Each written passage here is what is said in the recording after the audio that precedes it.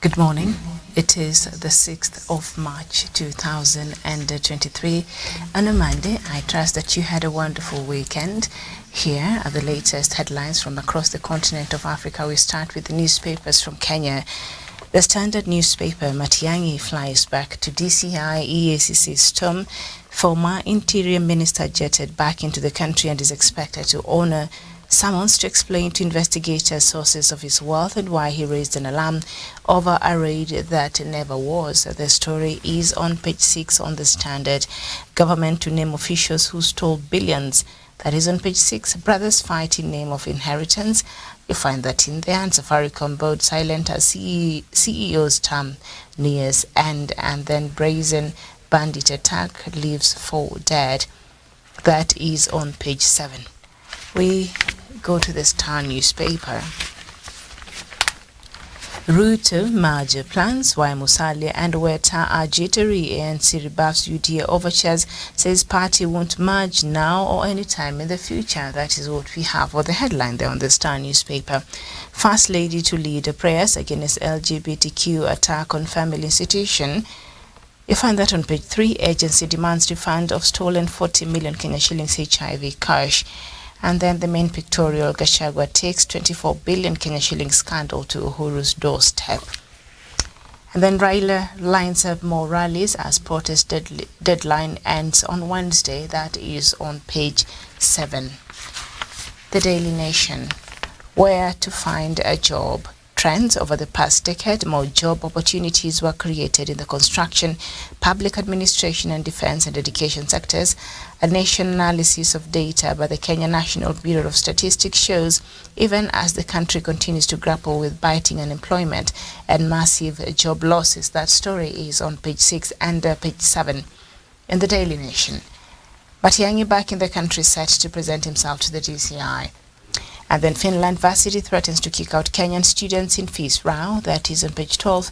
Prince Harry, I always felt different from other UK royals. That is on page 3. NAT demands pay for members teaching JSS. An audit unveils 34 billion Kenya shillings fuel subsidy scandal. You'll find all that inside the Daily Nation. The new, the punch from Nigeria. PDP governors leaders to protest at INEC today. APC urges peaceful demonstration. Residents fear unrest. Hoodlums hijack police promise protection. And then the Nation as well from Nigeria. Tinubu's pledge to Nigerians, I will not disappoint you. And then the New Vision, the tough penalties homosexuals face. That is from Uganda. The Daily Monitor is all from Uganda. How new anti-gay bill will affect you. Okay, if you live in Uganda, so you better pay attention to that and see how that is going to affect the everyday lives of Ugandans there. Newsday from Zimbabwe, police ban on meetings rattles CCC. Okay, the Daily News, crying wolf won't aid the opposition. Sharamba says such antics are self-fulfilling prophecy. The New Times from Rwanda, why government set a fixed coffee farm gate price. Other citizen from Tanzania, government's plan to promote horticulture. The government plans to take decisive action over abandoned horticulture estates in Arusha region as part of a wider effort to boost the multi-million-dollar industry. That is what we have in some of the papers from across Africa. The Daily Telegraph from the UK, Hancock rejected plan to cut isolation. The Daily Express, ending channel migrant crisis can win election. The Mirror, 11 million suffer in NHS dentist crisis. The Daily Mail, both migrants to get life ban. And the Daily Metro, the tide is turning. That is what we have in some of those papers. So let's look at some weather conditions across Africa. And we, first of all, before we get into the temperatures and all that, there's an update on the cyclone Freddy that is forecasted now to return to Mozambique. And the Mozambican Weather Authority says the moderate cyclone Freddy is returning to the Mozambique Channel and Zambezi and Sofala regions and may be hit According to the projections, the storm, according to the meteorologist, is moving at a speed of 13 kilometers per hour towards the southwest coast of Madagascar and could reach the severe tropical storm stage on Monday. Mozambique's National Institute of Meteorology has predicted continued heavy rains and over the ocean and winds of up to 110 kilometers per hour, accompanied by gusts of up to 154 kilometers per hour, which could disturb the sea, generating waves that are about 10 feet tall. The agency has warned people to take precautionary and safety measures. And then, hold on, let's look at some Johannesburg's weather today. It will be mostly sunny with highs of 27 degrees and lows of 16 degrees Celsius. Nairobi also will be mostly sunny with highs of 29 degrees and lows of 15 degrees Celsius. Accra in Ghana, 32 degrees the high side, the low side at 26 degrees Celsius, and it will be partly cloudy. In Dakar, that is in Senegal, the weather conditions there will be 24 degrees Celsius on the high and 19 degrees on the low, and it's going to be partly cloudy. And in Abuja, it's going to be mostly cloudy with highs of 38 degrees and lows of 23 degrees Celsius. And let's see if I can get other cities. Abidjan, 27 degrees Celsius, partly cloudy. Alexandria, also 17 degrees Celsius. In Egypt, partly cloudy. Addis Ababa, 18 degrees Celsius, and it's going to be partly cloudy today. And Kinshasa, it's going to be highs of 26 degrees with a bit of rain expected and partly cloudy throughout the day there. So you are now up to date. Let's see if I can find us some sports news from somehow the Kenyan papers have covered sports news this morning. Let's see the Standard newspaper, the back page. For Arsenal, there is no looking back. It is not how you start, it is how you finish, and Arsenal have the finishing habit of champions. Michael Arteta's team have scored late winners against Manchester United and Aston Villa this season. However, Rice Nelson's 97th minute strike to beat Bournemouth was something else. The Arsenal bench cleared as every substitute and member of staff either rushed to the pitch to celebrate with Nelson or danced down the touchline in jubilation. At the explosion of noise, relief and celebration from the fans of Emirates Stadium was at a volume rarely heard since Arsenal first moved in the match of the day. Green Room ex-Ghana striker Ian Wright jumped and screamed in delight. So Arsenal's remaining fixtures are there on Sunday 12th, on Sunday 19th, and all that are the teams that it shall be playing against. And on boxing, 30 pugilists promoted to top tier after years of waiting. 30 boxers have been eventually promoted to take part in the National Boxing League this season. This comes after curtains came down on national intermediate champions in Ongata in Kajiado County. That is the boxing federation here in Kenya. And Mbappe is PSG's all-time top scorer. Kylian Mbappe became Paris Saint-Germain's all-time top scorer when he helped his side to extend their Ligue 1 lead to provincial. 11 points in the 4-2 home win against Nantes in Ligue 1 on Saturday night. The 24-year-old Mbappe found that the back of the net 2 minutes into stoppage time for his 201 a goal in all competitions with PSG, improving the mark he shared with Edison Cavani. The club organized a short ceremony after the final whistle with a big portrait of Mbappe displayed at the Parc des Princes. And it is very special to be here. The last time I was here was to announce I was staying. It is an honor to be here. That is what Mbappe said. And the City Stadium is set to undergo an upgrade which will cost Nairobi County government around 1 billion Kenya shillings. This is a part of the 1 billion Kenya shillings that has been set aside for sports and recreational facility for the financial year ending 30th, 2023. At a cost of 1 billion, City Stadium will have a new look, read part of a plan. Governor Johnson Sakaja said the stadium, which is at deplorable condition, will get a new look. So okay, let me see if there's anything else. Formula One drivers see no need for qualifying change.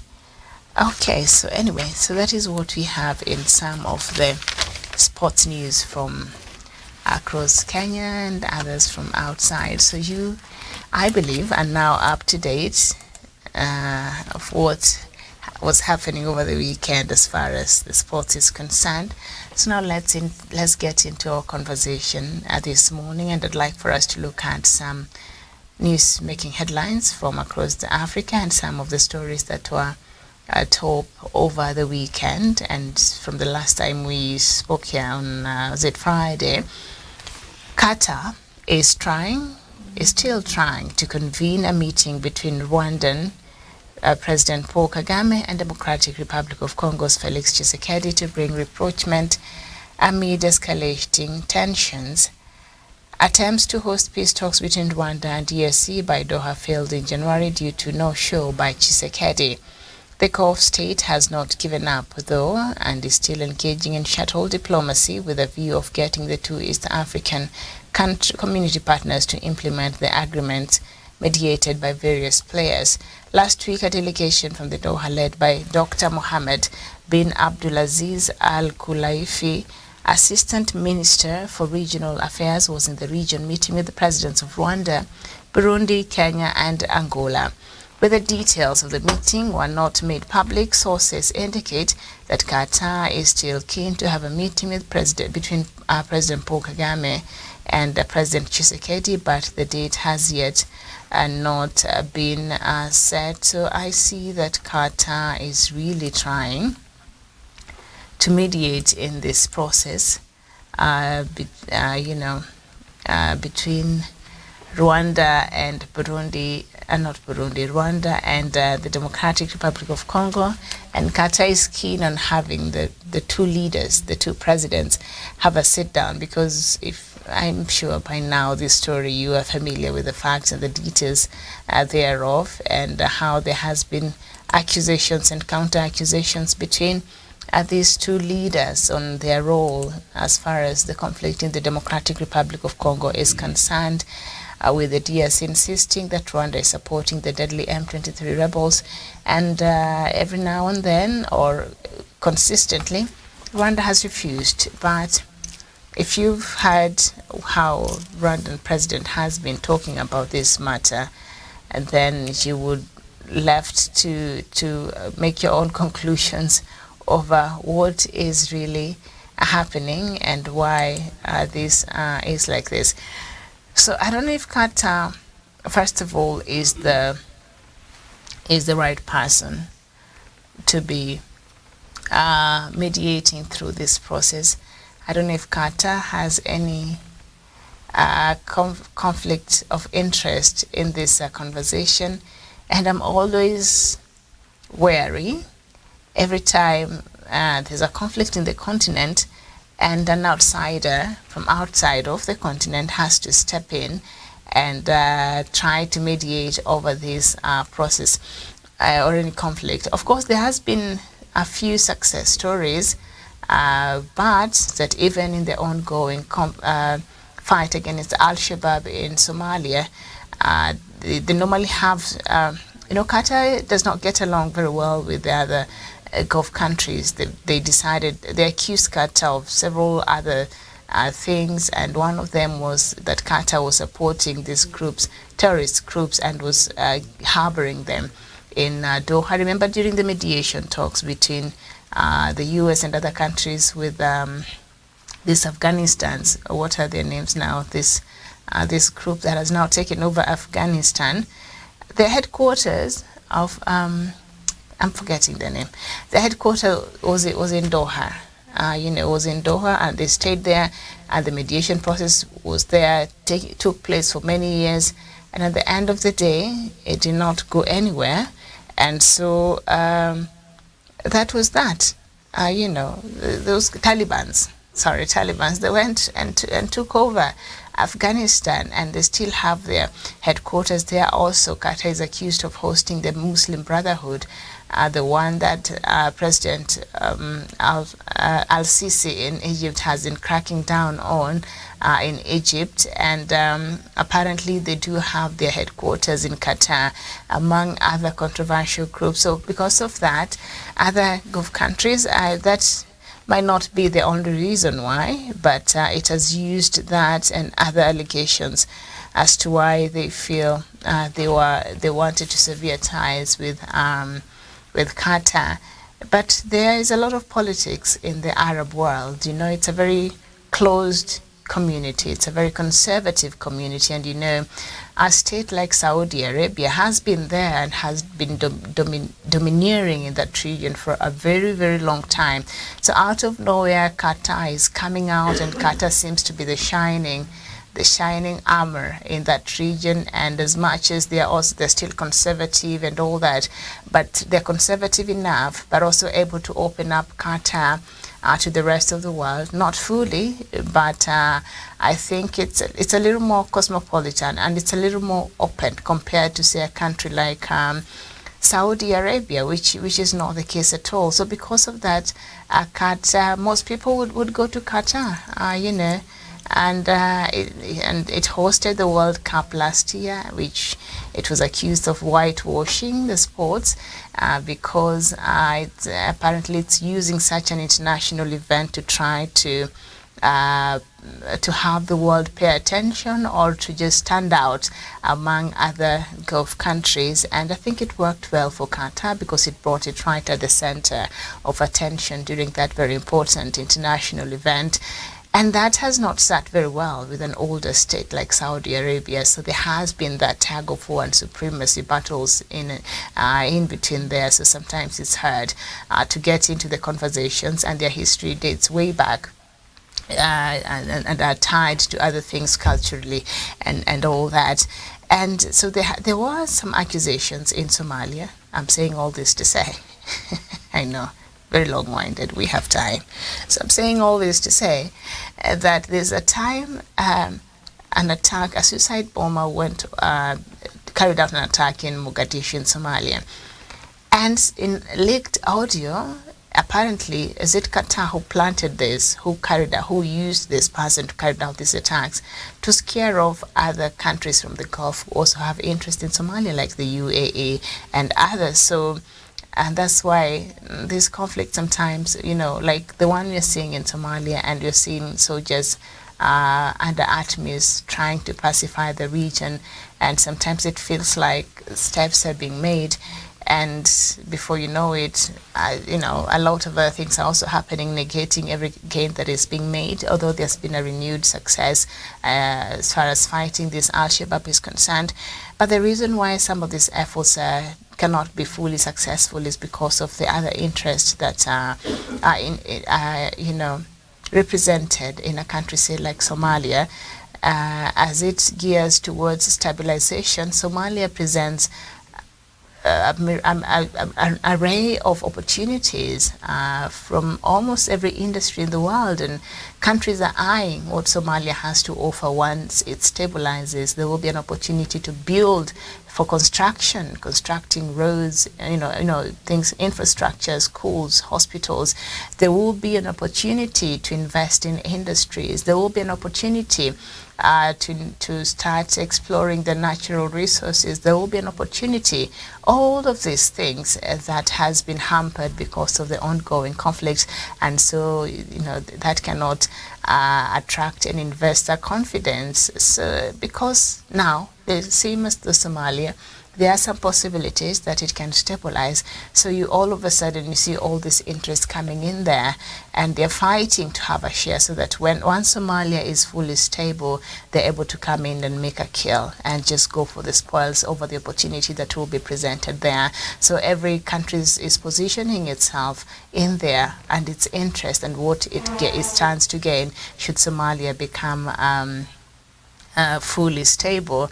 Yes, so when you see all these countries, and now Qatar offering to help Democratic Republic of Congo and Kigali talk, and when you have such information at the background, you almost quickly have to question what are their intentions really. Is it to see these two countries get along? Is it to see that these accusations are ironed out and we see which way forward? Is it to see a more stable DRC and a more stable Rwanda?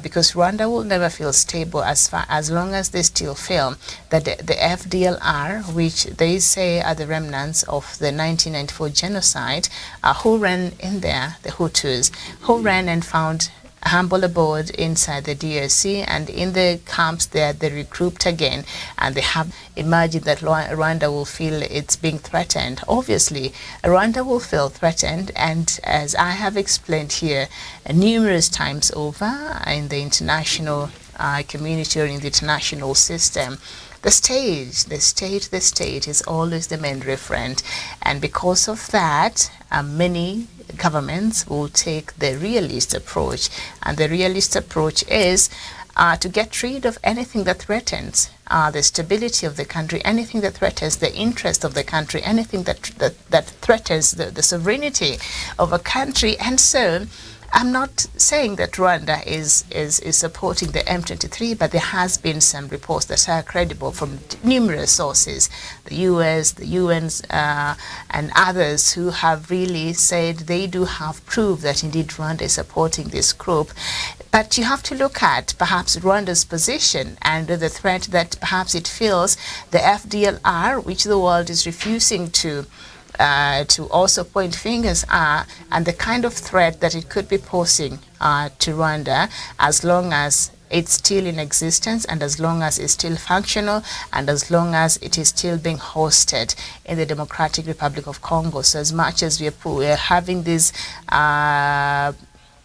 peace talks and we're having this mediation, but we're not fully looking at other issues that perhaps could be triggering the continuation of this war, that then we might never get to the end. So I would like to see, or to just look at what the intentions of Qatar. I'd like to know the intentions of Qatar as far as its insistence and wanting to have renewed talks between the DRC's President Felix Tshesikedi and Rwanda's President Paul Kagame. I think intentions there is very, very important.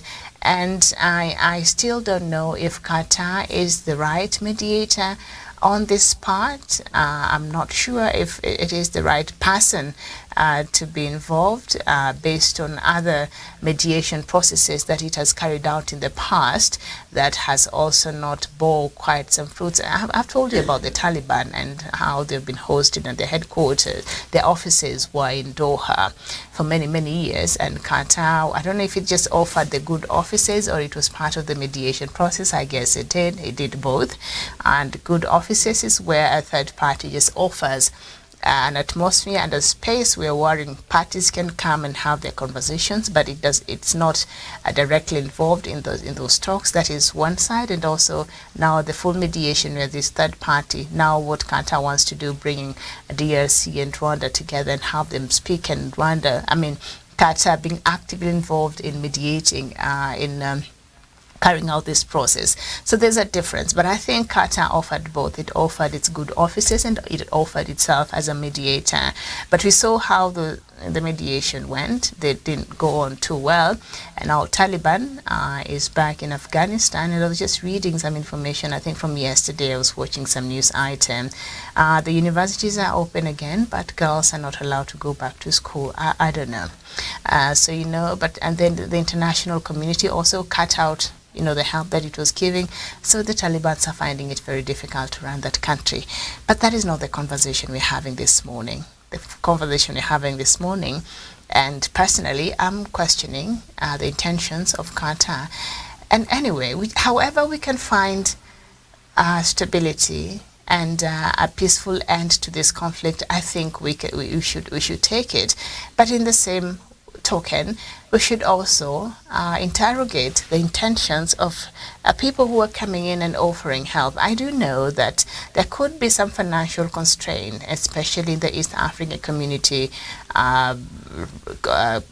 region, that might not fully help in finding a solution to this. And so maybe that's where Qatar comes in.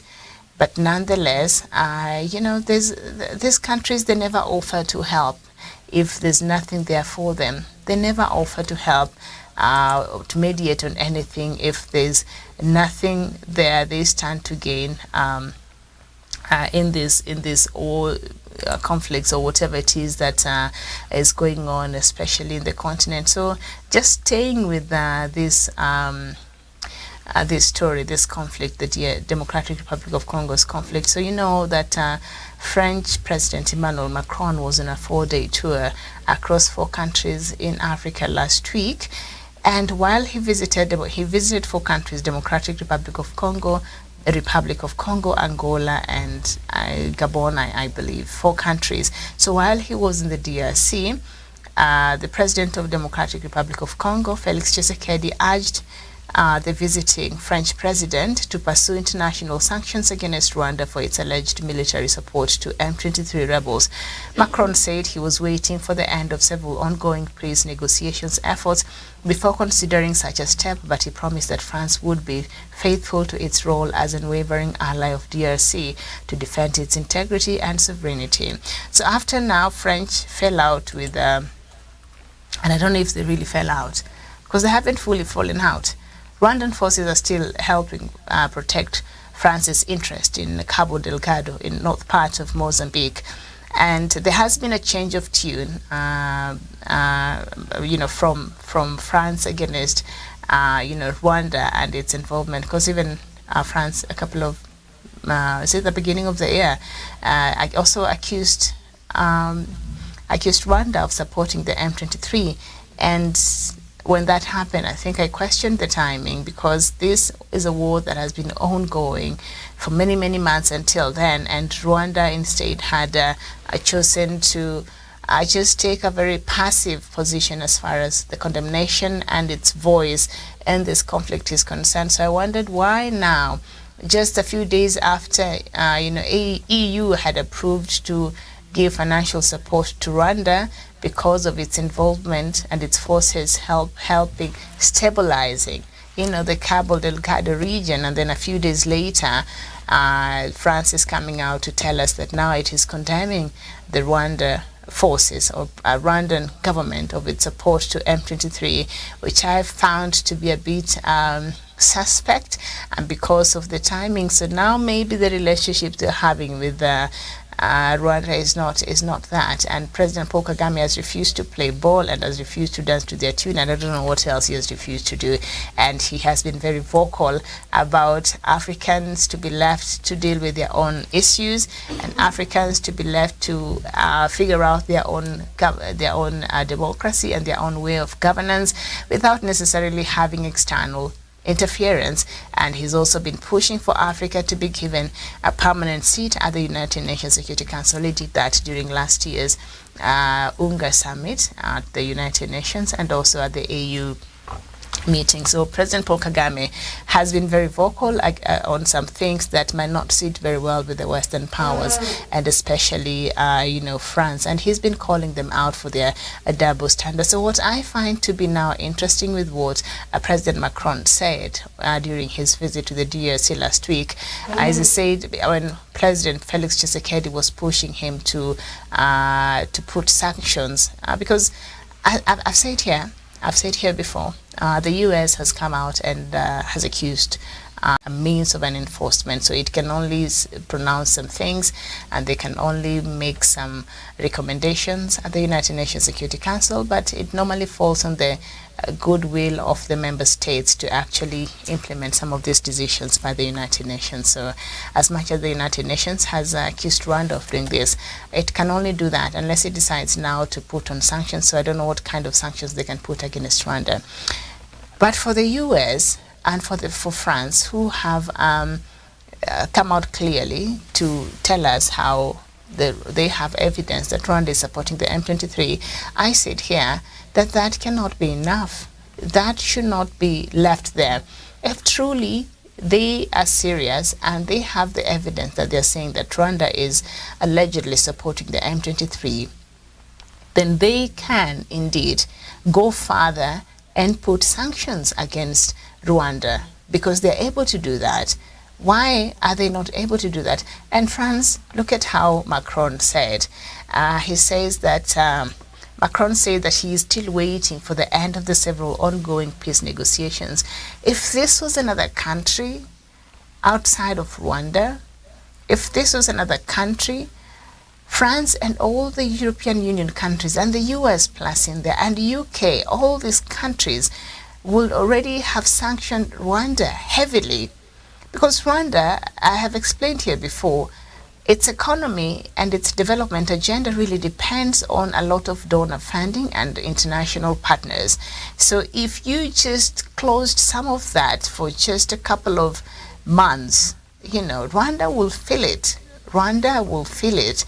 And the fact that you know that and you're unable to go further outside of just making these threats and these accusations you're making against Rwanda, and if you really want to see this conflict take a different trajectory, sanctions is just one of the things that is used in diplomacy to put some pressure on a leader or on a country so that they are able to take a different to make a different decision outside of what they've been doing. So if you really mean it, France and US and Britain also, who have also all accused Rwanda of supporting the M23, and you have this evidence, then the next natural step one would imagine would be to put sanctions on Rwanda instead of just this empty rhetorics. So when Felix Tshesikedi, president of DRC, is asking President Macron to put these sanctions, for France to put these sanctions, his response is rather very elusive, and he said, hey, we do have several peace negotiations ongoing, which is true. And so we must look at the negotiation efforts before considering such a step. And he promised that France will be faithful to its role as an unwavering ally of DRC and to defend its integrity and its sovereignty.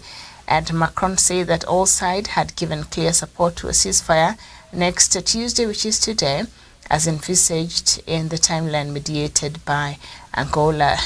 Does he know that there has been a renewed war in the DRC and that there is no side than the parts of the requirements and parts of the issues that were agreed upon over this process that was being mediated by Angolan President João Lourenço, and M23 has violated this ceasefire over and over. But even as that has happened, I started looking at this issue by saying that if it's indeed true, some of the allegations that also Rwanda is putting forth against the DRC and its alleged support of the FDLR, then if that is not looked at and that is not addressed, then the probability of seeing the end of this war is really it's going to be long-winded, because, as I explained there, if Rwanda truly believes that the existence of FDLR is indeed threatening its interest and threatening its peace, then Rwanda allegedly will continue supporting whoever they're supporting, because the Rwandan army cannot get into the DRC and fight this FDLR. They can't do that. And so they will allegedly use this M23 to fight this group that is said to be targeting other local Tutsi communities in the DRC. So they will use these people. So as much as we want to find for the M23 to respect and obey the ceasefire and for this conflict to stop, then we have to look at both sides, and the blame has to be put on both sides. President Felix Tshisekedi, I've never heard him come out and say, no, the allegations are false, that we are supporting the FDLR. He's not given his position on this matter. He's never spoken about it. He's never confirmed or denied. And when someone does not confirm or deny, people are left to assume that there could be some truth that indeed he's supporting or not. I'm not saying that is the case. These are allegations, but he has not refuted these allegations. And so there has to be a comprehensive look at both sides and their contribution and what they're doing to fill this war. And one of the things that President Paul Kagame last year said that President Tshesikedi is not interested in ending this war because he's not interested in having elections. And now, fast forward a couple of weeks later, the government of the DRC said that due to the ongoing conflict, it might be very difficult to have elections in the DRC. I don't know if he meant in that part of the DRC or the whole of the DRC, but how can you have a presidential election where one section of the country does not vote?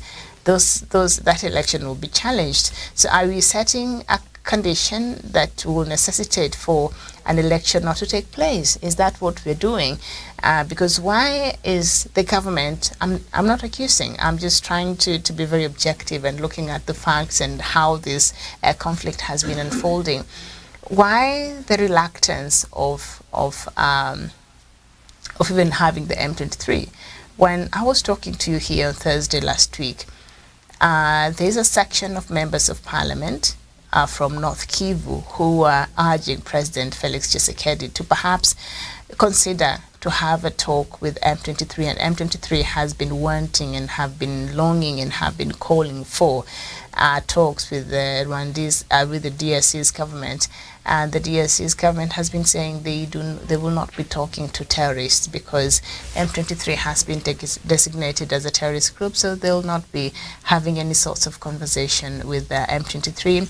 Something that I find to be a bit hypocritical, because there are some secret meeting that happened between the government forces and M23 and the East African Community Forces and MINUSCO, this United Nations peacekeeping mission in the DRC. So there is some double speak on that.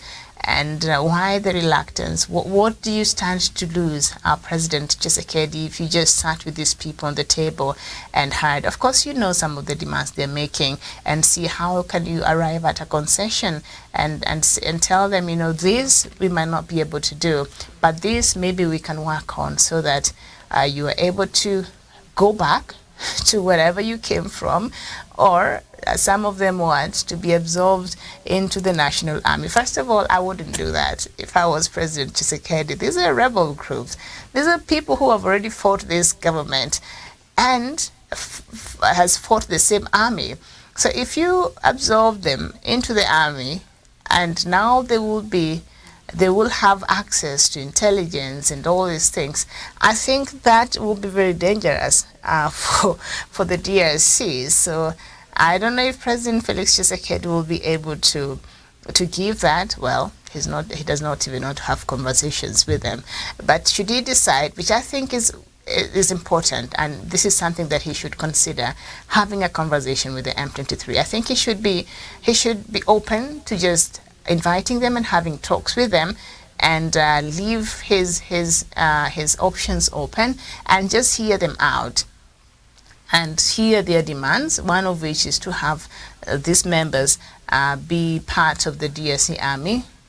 I wouldn't advise that is the case, because these are people. This is the war they're waging against the government of the DRC. I think it's based on something that they truly believe they have been wrong. They feel like the community with whom they're fighting on behalf, the local Tutsi community in the DRC, is at risk and is unfairly targeted. And there has been instances that actually has been proved to be true.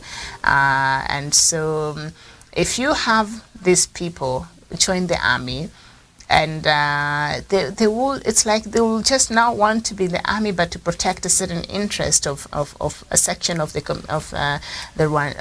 Congolese, and not really to serve as a national army. That is just my thinking, but I could be wrong. I'm not a security expert, but I don't think that having them integrated in the DRC army will will solve the problem. I think that will just compound this problem security-wise, because they are coming in with a different agenda, and they're already members who are serving in the Congolese army, who has had a tough time fighting the M23, who they've lost so many of their soldiers fighting the M23, and now you want this enemy to be integrated and be part of us.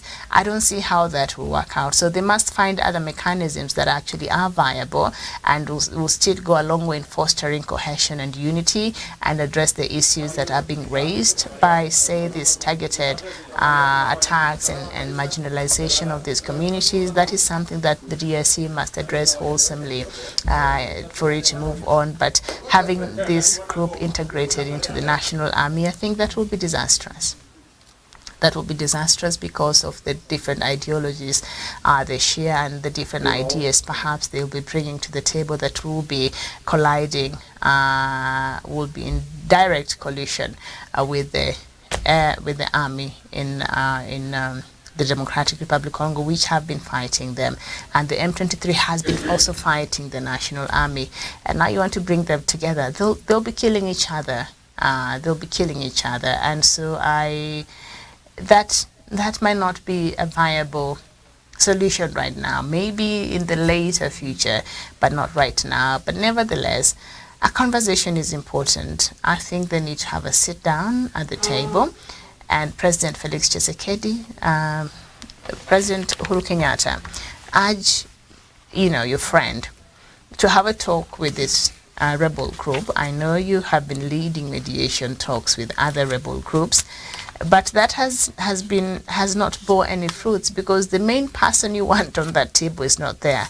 So I don't know what kind of mediation is this, and what kind of solutions you're hoping to get or to come up with, if the main culprit, the main people who are being accused, the main problem as it is considered, the M23, are not on the table. If these people are not on the table, and can we also extend and have a representative from the FDLR, so that you also hear what their problem is and who is supporting them and what is it that they want and why are they fiercely fighting also the M23, what interests are they protecting. So you need to have all these players on the table, these key players. Those others are non-consequential. Since you've started meeting and having mediation talks, and it has gone on as far as it has gone on, but the main implementers of these agreements are these groups, these two top groups. So if they are not included in these solutions, they're not included in these mediations. So how do you expect them to implement an outcome that they were not part of? And I think that has been their main argument, and that's why this cessation of hostilities agreement and whatever it is that has been agreed, for them it's very difficult to respect that, because they were not part of the mediation process. They did not agree to it. They did not append their signature to it. So they are saying, why should you respect something that we didn't sign to? We did not put a signature and agree with the outcome of that mediation. So why are we expected to honor that? Okay. So if you're going to have all these talks about M23, spend time and resources talking about M23 and how you need to find a solution, and how there has to be a solution around it, but the M23 is not on the table. Tell me how that is expected to work. And so far, with all the mediation going on, what has that been able to achieve? Nothing much. So even for the mediation team, or for the mediation teams, because they're different mediations, I think you should perhaps consider your tactics, consider your strategy, consider what you've done in the past, and see what is working and what is not working, and you strategize and see what other approach can you take to truly find a peace in the Democratic Republic of Congo. So by President Felix Tshisekedi urging France to put sanctions on Rwanda, I think it's just it's within its rights. But I felt the reply by Rwandan president was by France's President Emmanuel Macron was quite something. So there was a clash between, during that meeting, there was a clash between the visiting French President Emmanuel Macron and his DRC counterpart, and it played out on Saturday when the two heads of state were having a joint press conference in Kinshasa.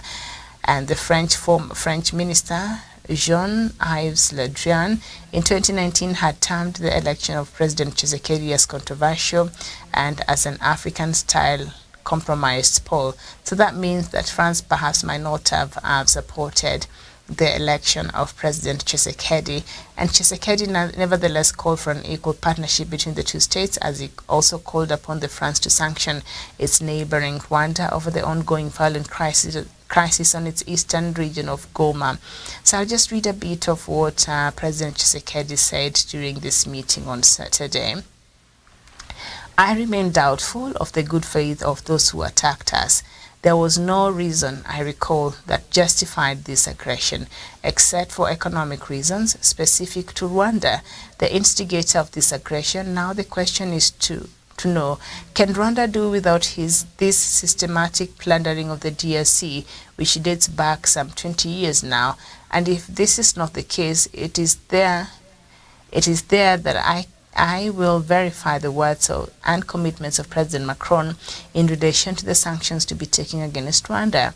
So that is what President Tshisekedi said, and he continued since 1994, and it is not France's fault.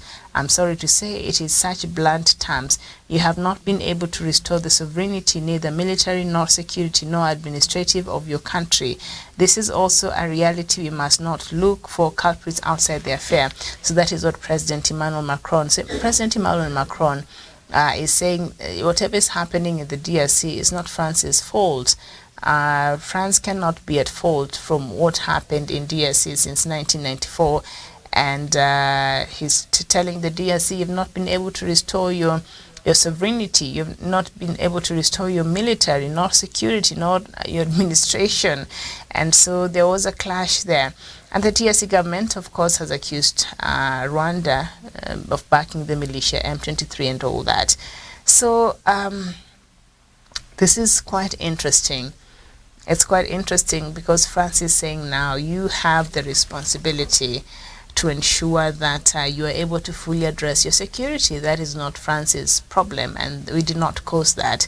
And you can't keep crying about Rwanda and what it is doing in your country, and yet you have also failed, which to some extent President Emmanuel Macron is right on this. Here's the thing. It's easier, and that is what I've seen in the continent. It's easier when we just accuse somebody else of our problems. It's easier for President Tshisekedi to accuse Rwanda and whatever it has been doing to destabilize the DRC, some of which has some truth. But it has refused to look within and see what part have we played, or has the leadership of DRC played, the leadership that he's leading right now, he's heading right now, and the leadership that came before him.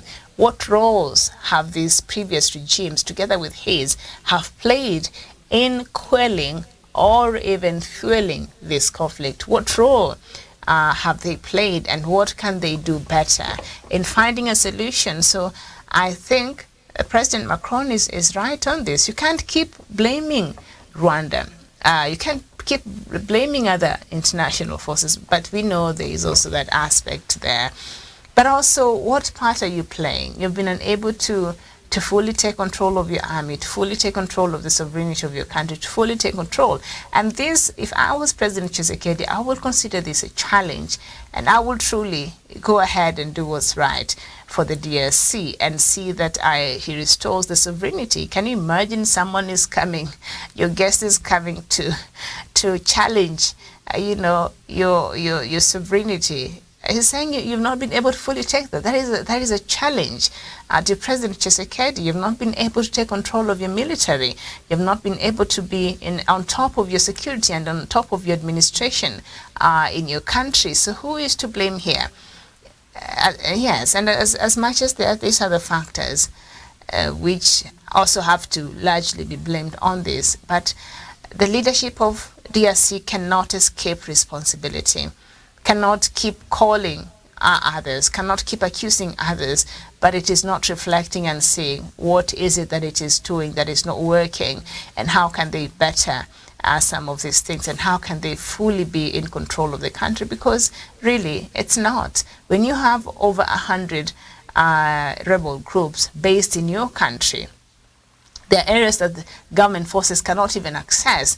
The government has been shunned outside of some territories in the DRC.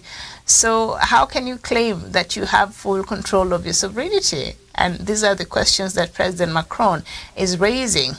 I will not even get into the discussion about France and its involvement in all this and the role it plays, as much as President Emmanuel Macron is busy accusing President Tshesikedi and the former leaders of the DRC of some of these things. But the role of the external players is something that we cannot just not talk about, because they have a huge role in fueling this conflict, but they've only been able to have this huge role because the leaders of the DRC has allowed it to happen. If the DRC fully was in control of its sovereignty and its affairs, these external factors would not be playing out in the DRC. That's all I'm saying. And perhaps these sentiments by France's President Emmanuel Macron should be a challenge to the DRC and its leadership. And President Tshisekedi, as much as you're perhaps sitting there waiting for France to sanction Rwanda, it will not do that for US to sanction Rwanda. It will not do that for UK to sanction Rwanda. They might never been able to do that. I mean, how long has it been really? If this is something they really wanted to do with all this evidence and all these allegations that they are bringing forth, they already would have done it. So I don't think this is something they're keen on doing, because also Rwanda is a very important partner to them. And so they will not be willing to risk all that because you're unable to take full control of your affairs in the Democratic Republic of Congo. So what France's president was telling you is, if you're waiting for any help, that is, you're expecting from the Western countries, forget about it. That is not coming, and it will not be forthcoming. So it's up to you to figure out how you are going to really address these issues that are plaguing your country. I think that is what President Macron was saying in simple terms. Don't blame us. Don't keep blaming other countries. It's your problem, and you have the responsibility of finding solutions to it. So in short, there's nothing much that the Western world will do. All these sanctions you're calling on Rwanda, which might never be really be put in place, but you have the responsibility of addressing the security in your country, of addressing all these matters that France is pointing out that is lacking, so that you can fully be in control of your country. Otherwise, when we keep blaming others, and for good reasons, I think it's no secret that perhaps these actors that are being blamed indeed have a role that they are playing, but still, that is a very escapist approach, because you keep blaming others and yet you're not reflecting on what is it that you are doing, that the DRC is doing, that has even encouraged a playing field for these external actors, and what role has the DRC played in fueling this conflict. I think that is where we need to turn our attention to and see some of these allegations that are being made against the government of the DRC and all that. Do they hold any ground, and how can they be addressed, even as we addressed other aspects of the contributors of this conflict? It has to be a comprehensive, wholesome process for peace to truly be realized in the Democratic Republic of Congo. Otherwise, this is a story of a conflict that we shall continue covering until I don't know when, because as long as things keep going the way they are going and the strategies that is being used continues the way it is, then we might not see the end of this conflict, and that will be a tragedy, because in the meantime the people there continue to suffer, and that is the worst part. So the quicker ending to this conflict, I think it will be better for the DRC, for Rwanda, and for the rest of us here in the East African community, and indeed to the larger Africa. I want to thank you so much for your time this morning. I shall be coming back later on at 3 p.m. with more news from across the continent of Africa. My name is Miriam Ogutu. Enjoy the rest of your day. Bye-bye.